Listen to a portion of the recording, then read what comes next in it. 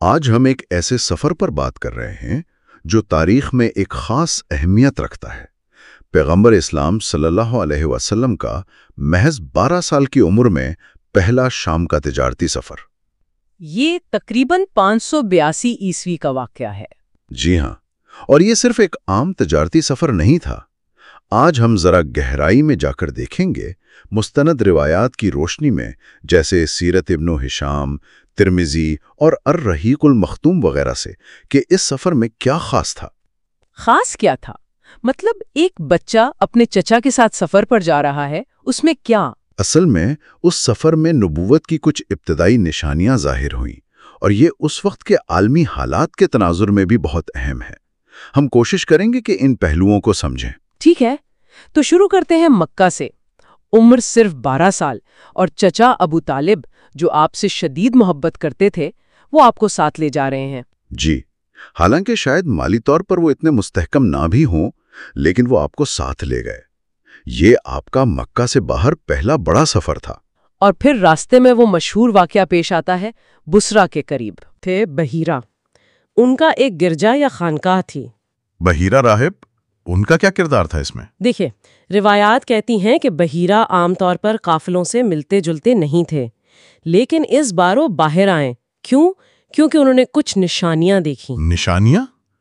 کیسی نشانیاں؟ مثلاً یہ کہ بادل کا ایک ٹکڑا مسلسل آپ صلی اللہ علیہ وسلم پر سایہ کیے ہوئے تھا، اور جب قافلہ ایک درخت کے نیچے رکا تو درخت کی شاخیں آپ صلی اللہ علیہ وسلم کی طرف جھک گئیں۔ اچھا، یہ تو بڑی غیر معمولی بات ہے۔ جی، اور بحیرہ جو اپنی آسمانی کتابوں کا علم رکھتے تھے، وہ ان نشانیوں کو پہچان گئے۔ انہیں اندازہ ہو گیا کہ یہ کوئی عام بچہ نہیں۔ تو انہوں نے کیا کیا؟ انہوں نے پورے قافلے کی دعوت کی، اور خاص طور پر آپ صلی اللہ علیہ وسلم کو دیکھنے پر اصرار کیا۔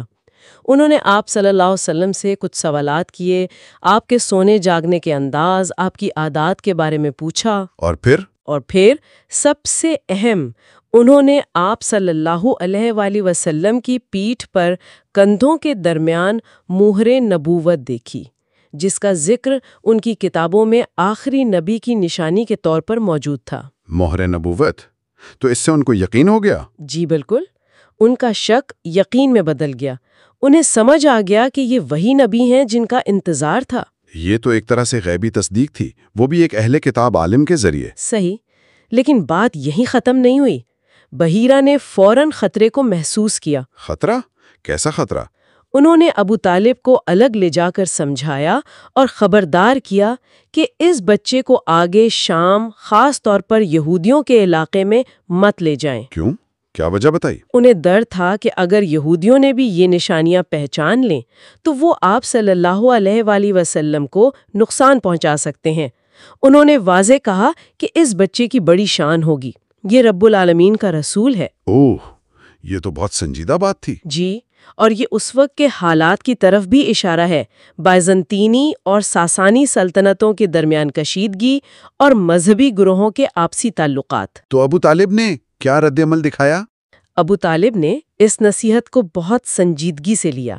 انہوں نے فوراً اپنا تجارتی سامان وہیں بسرا میں جلدی فروخت کیا، اور آپ صلی اللہ علیہ وآلہ وسلم کو لے کر فوراً مکہ واپس روانہ ہو گئے۔ یعنی سفر ادھورا رہ گیا۔ ہاں، تجارتی لحاظ سے شاید مکمل نہ ہوا ہو، لیکن اس مختصر سفر نے بھی 12 سالہ نوجوان کے لیے بہت سے تجربات کے دروازے کھول دیے۔ کیا مطلب؟ کس طرح کی تجربات؟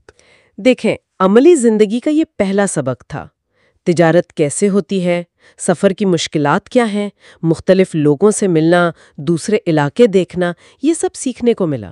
اور کم عمری میں ہی آپ صلی اللہ علیہ وآلہ وسلم کی شخصیت کے پہلو بھی سامنے آئے ہوں گے۔ یقیناً، آپ صلی اللہ علیہ وآلہ وسلم کی امانت، سچائی، سمجھداری، یہ چیزیں قافلے والوں نے بھی محسوس کیں۔ اچھا، آپ نے شروع میں عالمی حالات کا بھی ذکر کیا تھا۔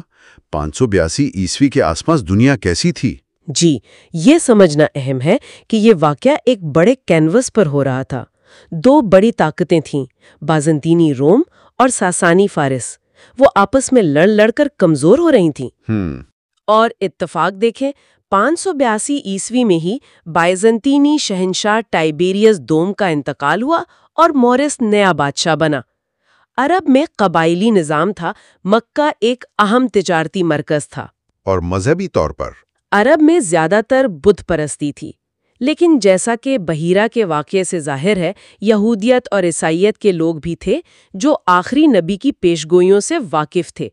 دوسری طرف چین میں سوئی خاندان ملک کو جوڑنے کی کوشش کر رہا تھا۔ تو اس سب کا اس سفر سے کیا تعلق بنتا ہے؟ تعلق یہ ہے کہ یہ واقعہ ایک ایسے وقت میں ہوا جب پرانی طاقتیں زوال کی طرف تھیں اور دنیا، خاص طور پر عرب، ایک نئی تبدیلی، ایک نئی قوت کے لیے تیار ہو رہا تھا۔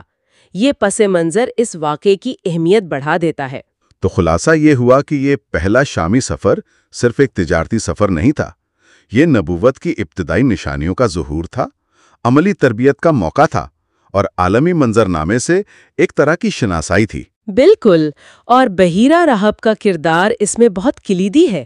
اس سے یہ بھی پتہ چلتا ہے کہ نبوت کی نشانیاں پہلے سے موجود الہامی کتابوں کی تعلیمات کے مطابق تھیں اور اہل علم انہیں پہچان سکتے تھے۔ واقعی یہ نکات بہت اہم ہیں اور تاریخ کے اس واقعے پر غور کرنے کی دعوت دیتے ہیں۔ جی ہاں، اور اگر ہمارے سننے والوں کو یہ گفتگو اور یہ تجزیہ دلچسپ اور مفید لگا ہو تو ہمارے چینل کو سبسکرائب کرنا نہ بھولیں۔ جی، اور اس ویڈیو کو لائک بھی ضرور کریں اور کامنٹس میں ہمیں بتائیں کہ آپ اس واقعے کے بارے میں کیا سوچتے ہیں۔